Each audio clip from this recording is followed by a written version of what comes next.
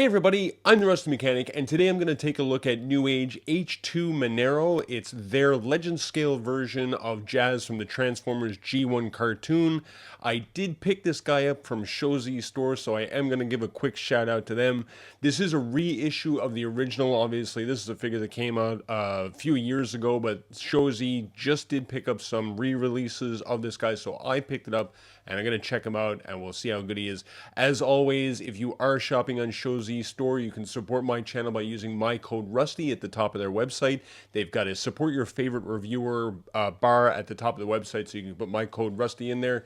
Just helps give me a few points to help support the channel so I can get more stuff to review for you guys. And with all that stuff out of the way, let's get into it. Okay, so we'll take a very quick look at the box. It does have that traditional, 80s toy box styling with the grid and the box art. Box art styling is very reminiscent of what Jazz looked like as the original toy. So that's very cool stuff. Just a same picture of him on the top, picture of both modes, the actual figure on the sides. And then, as always, very cool picture on the back of the box, which is depicting the actual figure, which with Thundercracker. Right, this is from the opening scene from scene one or season one. Sorry, where the two of them are fighting and Skywarp throws Jazz away. Jazz transforms, turns around, comes back, and flies back at him. So this is a very memorable, very iconic, very nostalgic picture, and I love it. Let's go ahead and... Oh, I did it again. Trying to open the wrong end of the box. Let's just get into the box and see what's inside. Set of instructions. There it is in the packaging, right, so we've got a few accessories. Interesting that there's some empty slots here. I'd love to know what was supposed to be here. It's probably one of the other versions that came with some additional accessories. I do feel sad, like, the FOMO sets in when I see empty slots in my packaging. Standard bubble packaging, figure wrapped in a plastic bag. We'll take a look at the accessories afterwards. And I have to remember to show the speakers, because the speakers actually go on both modes. But speaking of things that are iconic, there is the car mode. So it comes in car mode in the box. Very, very cool looking, right? The dark blue stripes with the red pinstripe down the middle of the number 4 that we all remember. Rim detailing is very cool. Silver painted with some spine detailing for the rims. Plastic wheels, they roll very freely. Vehicle rolls very well, no problem. Clearance is good on the bottom. It's you got the striping on the wheel arch as well, which I always like to see. It's a very neat looking alt mode. We got painted details up front for the grille or the radiator and the fog lights. What else? What else? No painted details on the back. There's no exhaust. There's no tail lights. Nothing like that. But I think that's minor. I got some painted details here in the spoiler, right? So the venting and that. All the windows are painted black, so no translucent plastic there at all. Very very good. Very very neat looking. Bottom is everything's tucked away. I'm always a little iffy on when I look at the bottom and I can just see things that are exposed, right? So there's the head sculpt right there in the middle of the car, but that's a minor detail because again, I mean, you're never gonna look at the figure in this mode this way anyway, so who cares? Again, very cool looking Porsche 935 turbo, I think is what he is. I can't remember. I always forget which Porsche he is. But anyway, let's go ahead and oh wait, sorry, I almost forgot. I'm gonna take a look at the speaker accessories quickly because they do peg onto the back just behind the spoiler. So you get two speakers They are painted purple molded plastic with a silver needle in the middle for the cone, the center of the speaker cone. So the peg actually goes in. There's a spot right underneath the spoiler, so that you can peg that in. It is a little difficult to get it in there because of the size of this, but you can get the speaker pegged in, and it kind of points out at an angle too, which is neat. But if I can just get, is that one in there? There we go. And that's what it looks like with the speakers installed. Very cool looking stuff. Okay, let's take a look at the transformation. We'll get these speakers off and put those aside for now because they do also go onto the robot mode, but we'll get into that later. So the whole car is actually locked in together down the sides by the wheels. So I actually need to break the wheels into the middle of the car, just like that. So they just rotate down, and that basically allows you to break apart the entire back half of the car. So now you can just pivot the back half of the car away, and it'll expose the legs and the hips and the middle torso and the whole 9 yards. It doesn't have to be perfect when you pull it all the way out, but you just want to get it into kind of this position so that the doors, you can work with the doors.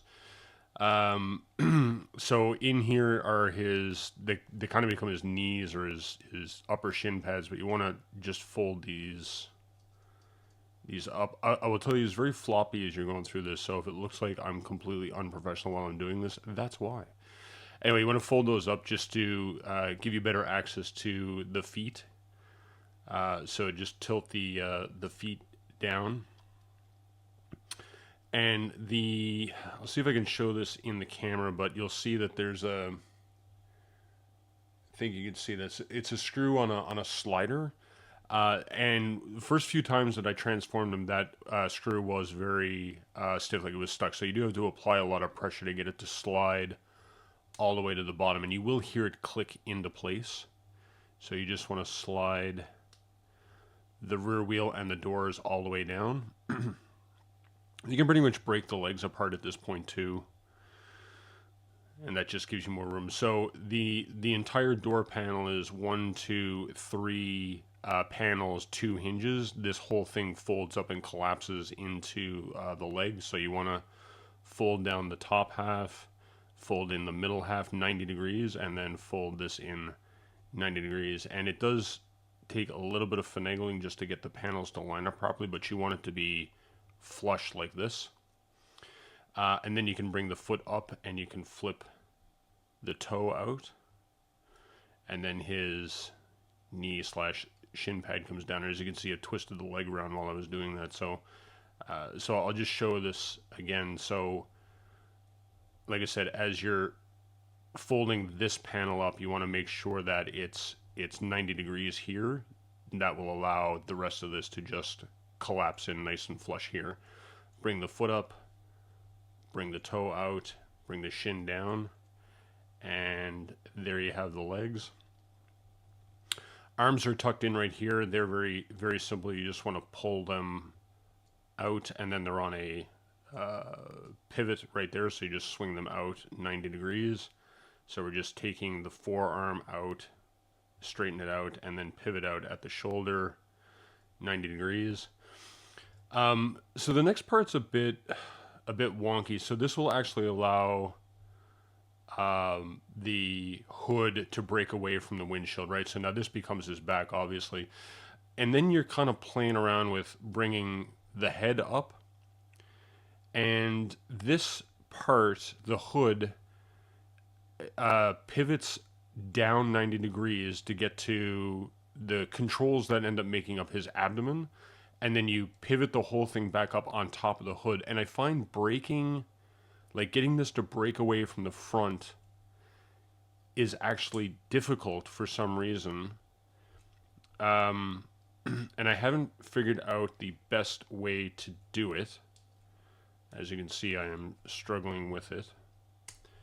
But it's almost to the point that I feel like if you bring this forward first, if you can get your finger in there or a spudger in there, then it actually pushes the front of the hood up in front of his head where it's supposed to be. And then you want to bring the whole thing down, right? So it's 90 degrees to the backpack like that. So again, it's a little bit of fooling around to get this piece to fold out under the front, and then get the hood to collapse up on top of the top of the chest where the head sculpt is. And you will end up like this, but you actually need to then kind of undo it all back to here, because you need to be able to fold the wheels in underneath the front while keeping the head out of the way. So it's not a fantastic transformation in this, because you are playing around with it. It's not difficult by any means, but it's just a little bit of playing around with it. This is the second iteration of a figure that Newage did, right? So they hadn't quite figured out their transformation black magic, as it were. Anyway, so once you have it all set up like this, there is a slot right here, and there's actually a tab right here in behind the abdomen piece. So that will actually tab into there, and that takes a little bit of fooling around too, just to get it to line up. But if you play around with it, it will all pop into place. Very simple transformation, nothing overly difficult. Like I said, it's just a little bit of floppiness that goes on in around here as you're trying to move everything into place, but it's not difficult by any means. And then you just want to rotate the forearm around, and you want to rotate the hand around. So this is one of the few figures that doesn't have any alternate hands, right? Just because of the size of Jazz, because he is so small, right? So the hands are on mushroom pegs inside the forearms, but again, for a figure this size, I don't think we can expect a lot. And again, it's very early rendition of any of the figures and the characters that they did. So let's take a look. So the face sculpt is very toon accurate. Right, we've got the standard Jazz head sculpt with the vents on either side of the face, right? A silver painted face with a bright blue chrome visor for the eyes, and then a crown or a crest down the middle with the two horns for the head. Very, very neat looking face sculpt with just enough detail in there for, again, a figure this size that you can make out Jazz from the cartoon. So obviously, right, the front of the car now makes up the chest. We've got some details. I've actually added some details here into the abdomen piece. You can actually see them there in the light. So cool of them to add some of those details in there. And then we get the venting, or the speakers probably on the hips, right, are here. We got some more light blue chrome detailing there in the hips. There's not the only disappointing part about this figure, or again, such an early rendition of this, is that a lot of this is not painted. So anywhere where it's white or blue or black, all of that stuff is painted, but the grays are all just gray molded plastic. And it's unfortunate, because with gray or light colored plastics, you can actually see the swirls from the injection molding to make this part, right? So if you look in the right light, you can actually see lines and stuff and discoloration within the plastic itself. But otherwise, the white paint on it, and the blue stripes and the detail, like the red on the bumper here, the silver in the grill, and the fog lights and all that. It's a very nice paint applications where they have applied the paint applications. It's just unfortunate that all the gray areas are not painted, and that you can see those striations from the injection molding of making these parts. Take a look from the side. Good profile from the side. Nothing grotesque or outstanding. A little bit of opening here from where the tires slide down to the bottom of the feet, but it's not a huge deal. Back of the figure looks really good too. Nice clean backpack. Obviously, it's just the hood. Nothing sticking out. Nothing grotesque hanging out here. Nothing to complain about from the back. Let's take a look at the articulation. So head is on a ball joint, so that means that you would be able to get that tilted, confused look. So that does mean, of course, that he can look down that far. He can look back that far, and of course, on a ball joint, it does rotate 360 degrees. Arms can go up that far, so they only go out 90 degrees, and it is on a ball joint, so that gives us 360 degrees around. There is the elbow is on a ball joint, so that does give us a kind of a forearm slash bicep swivel, as well as a 90 degree, well, just over 90 degree in the elbow bend. So the wrist rotates 360 because it is on a mushroom peg, as I showed when I was doing the transformation. We do have a waist swivel. Again, pretty good for a figure of this size. We also have an ab crunch. Again, really good stuff for a figure of this size. For the legs, get the arms out of the way. Legs go out all the way. Legs go, oops, forward all the way. Legs go back pretty much all the way. The backpack kind of gets in the way, but there is a reverse knee bend that's here as well, so it doesn't really impede where you want to put the legs. So there's definitely a lot of articulation there. We do have a thigh swivel, so it's a mushroom peg at the thigh, so we have 360 degree thigh. We do have a knee bend, 90 degrees. Sorry that this seems really floppy, guys. He is a little floppy in all of his joints, which is a little disappointing, but not a big deal. And let's see, I think, yeah, there is an ankle tilt, right? So you can ankle tilt there. And it also does tilt back as part of the transformation. It does kind of give you like a bit of a toe tilt as well. Like you can open up the foot and play around with it. It does leave a bit of gapping and stuff, but you can do some decent articulation there. So, I think I'd like to see, given all of the improvements that I've seen Newage do over the years, I think I'd probably like to see a version 2.0 of this like they did with Ironhide and Ratchet. I do kind of hope they come out with something soon, but I mean, this does fit the bill for if you have a New Age Legends collection, this guy will fit that space on your shelf quite nicely.